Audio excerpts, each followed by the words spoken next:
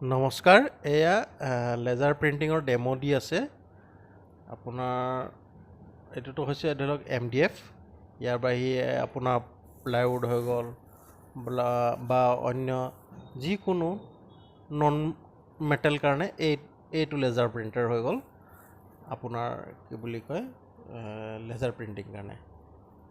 আৰু ইয়াৰ বাহিৰে ধৰি লওক আপোনাৰ কি বুলি কয় মেটেলৰ ওপৰত যদি কৰিবলৈ হয় এইটো প্ৰিণ্টাৰ, যেনেকৈ ধৰি লওক এই বটলটোৰ ওপৰত প্ৰিণ্ট কৰে, এইটো হ'ল নন মেটেল। আকৌ পিকচাৰটো আৰু এইটো মেটেল,